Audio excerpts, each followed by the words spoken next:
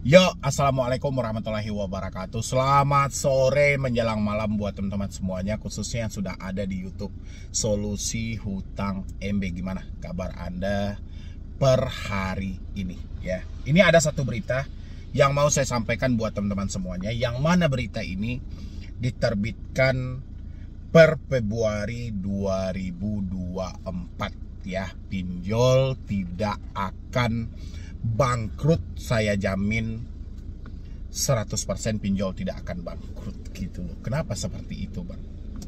Ini penting buat Anda yang baru telat bayar, yang tidak mampu bayar di pinjol-pinjol legal. Anda boleh simain video ini sampai habis. Jangan Anda skip juga ya. Pahami benar-benar siapa yang sedang Anda hadapi, dan Anda juga harus berpikir dengan logika bagaimana selama ini mereka mendapatkan tagihan, bagaimana selama ini mereka memberikan tekanan demi tekanan pada Anda. Itu sudah hal-hal wajar. Ya, wajarnya itu menurut yang ada di negara kita gitu loh. Tapi bukan wajar menurut kita yang mengalami hutang-hutang itu langsung. Ya, kenapa negara mewajarkan hal itu? Ini yang mau saya sampaikan buat Anda semuanya. Tapi seperti biasa, yang belum mensupport channel ini boleh disupport dulu, boleh didukung dulu. Mudah-mudahan supportan dan dukungan Anda menjadikan channel ini makin berkembang lagi, dan saya makin semangat memberikan motivasi, edukasi buat teman-teman semuanya. Silahkan. Pinjol tidak akan pernah hancur. Yang hancur itu cuman diri Anda yang mengalami telat bayar, tidak mampu bayar, dan tidak sanggup bayar. Kenapa, Bang? Pertanyaannya. Anda disibukkan dengan ancaman tekanan yang dilontarkan oleh debt collector untuk mengelabui dan menakut-nakuti diri Anda. Sementara apapun yang terjadi sama Anda ya di negara ini hal-hal wajar, apalagi sama OJK. OJK tidak akan peduli sama sekali sama diri Anda. Begitu juga dengan elit-elit yang ada di negara ini tidak akan mungkin melirik Anda yang terjebak di pinjol. Kenapa? Ya, Anda boleh lihat dulu di sebelah saya. Itu Anda lihat, pemerintah raup pajak pinjol 1,82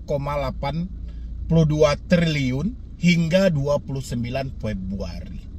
Ya, ini bukan nilai yang main-main. 1,82 triliun sampai 29 Februari. Dan habis itu Anda beranggapan, tolong bubarkan pinjol, hapus pinjol yang ada di Indonesia. Pinjol merusak ekonomi, pinjol menghancurkan ekonomi. Wajar. Kenapa wajar? Dia bayar pajak, dia bayarnya ke negara sebesar itu. Makanya negara yaudah diam aja. OJK pun juga ya udahlah, persetan lah. Mau Anda seperti apa ya wajar. Waktu dalam podcast itu saya mendengar dari mantan pejabat dari OJK juga menyampaikan modal sekian miliar aja bisa menjadi sekian triliun gitu loh. Ya wajar ya kan. Dengan mereka memberikan tekanan, ancaman, intimidasi tanpa ampun, mereka tidak peduli. Yang penting bagi mereka bagaimana mereka mengambil keuntungan yang sebesar-besarnya. Ya, negara ada dalam genggaman dia. OJK dalam tawanan pinjol juga. Ya, kita bacakan. Jakarta, CNN Indonesia, pemerintah meraup 1,82 triliun dari pajak fintech P2P lending alias pinjol per 29 Februari 2024. Penerimaan pajak fintech berasal dari 446,40 miliar penerimaan tahun 2022, Rp 1,11 triliun penerimaan tahun 2023, dan 259,35 miliar penerimaan tahun 2024. Dari ujar Direktur Penyuluhan Pelayanan dan Hubungan Masyarakat Direktorat Jenderal Pajak DJP Kementerian Keuangan Dwi Astuti dalam keterangan resmi Kamis 14 Maret 2024. Pajak pinjol tersebut terdiri atas pajak penghasilan PPh 23 atas bunga pinjaman yang diterima wajib pajak dalam negeri WPDN, ya, bunga yang Anda bayarkan itu, dan badan usaha tetap BUT sebesar 596,1 miliar, PPh 26 atas bunga pinjaman yang diterima, wajib pajak luar negeri, WPLN sebesar 219,72 miliar, dan pajak pertambahan nilai dalam negeri PPN DN atas setoran masa sebesar 999,5 miliar. Kita bacakan dulu ya. Secara keseluruhan, DJP menerima setoran pajak mencapai 22,12 triliun dari sektor usaha ekonomi digital hingga akhir Februari. Ya, itu udah ditotalin semuanya. Mayoritas raupan pajak tersebut berasal dari pajak pertambahan nilai PPN perdagangan melalui sistem elektronik PMSE sebesar 18,15 triliun.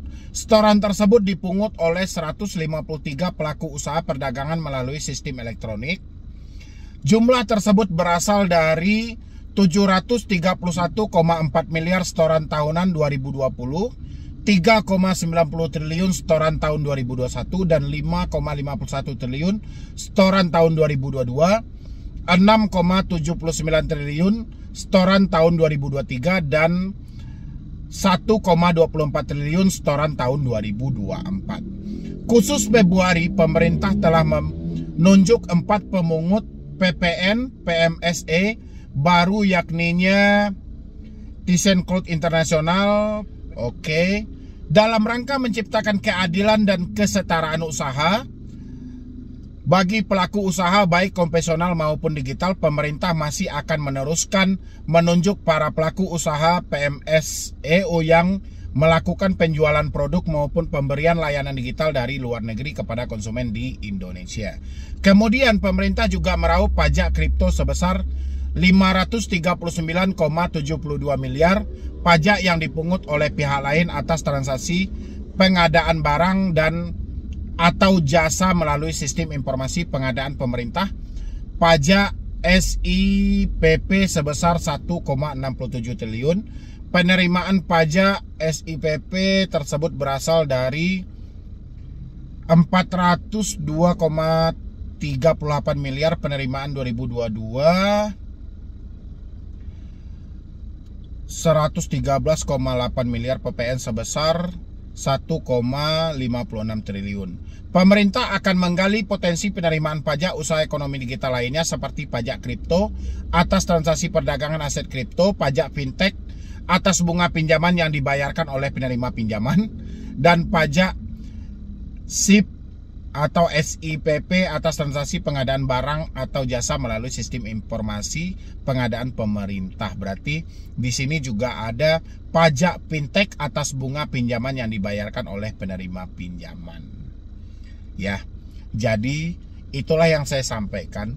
Kalau Anda berharap pinjol akan ditutup, pinjol akan dibubarkan, yang ada tidak ada. Ya, karena pemerintah membebankan pajak itu melalui bunga pinjaman yang Anda bayarkan. Jadi pajak itu dibebankan juga kepada diri Anda. Selain kepada pinjol, kepada Anda juga dibebankan. Pinjol juga membebankan bunganya kepada diri Anda. Jadi saya sampaikan buat teman-teman semuanya yang mengalami telat bayar, tidak mampu bayar, pikirkanlah dengan matang. Ya, pikirkan dengan matang. Kalau Anda masih berencana ingin menggali lubang, tutup lubang. Karena pajak pinjol juga dibebankan kepada bunga pinjol yang diberikan kepada Anda. Ya, sampai di sini mungkin teman-teman sudah paham semuanya. Kenapa begitu banyak korban yang menangis gara-gara tidak mampu bayar pinjol, gara-gara tidak sanggup bayar pinjol, tapi semuanya ya dianggap ya persetan aja soal hal itu gitu loh. Mereka juga nggak peduli gitu loh. Yang penting Anda meminjam, otomatis Anda telah memikirkan resikonya matang-matang. Walaupun praktek di lapangan kita seringkali dihadapkan dengan hal-hal ancaman, caci maki, hinaan, pemerintah nggak peduli sama sekali. OJK lebih tidak peduli lagi, IPI apalagi gitu loh.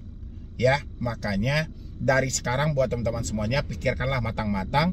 Kalau Anda masih berkeinginan untuk melanjutkan pembayaran di pinjol dengan cara gali lubang tutup lubang, atau ingin memperbesar limit-limit pay letter, pikirkanlah dengan matang. Ya, Karena yang kalah tetap diri Anda, yang dimiskinkan tetap diri Anda. Kalau pinjol ya sudah. Kalau sudah memberikan pemasukan untuk negara ini, apapun yang terjadi sama pinjol dan apapun yang terjadi sama masyarakat tentang pinjol juga tidak akan digubris lagi. Ya, makanya saya lebih berharap itu buat teman-teman semuanya. Ambillah keputusan yang paling tepat dalam diri Anda untuk menyelamatkan hidup Anda buat ke depannya. Sebelum hal-hal buruk terjadi sama Anda dan Anda berpikiran singkat, terjadilah hal-hal yang tidak diinginkan. Ya, jadi sekian dulu dari saya, Medi Broni. Wassalam.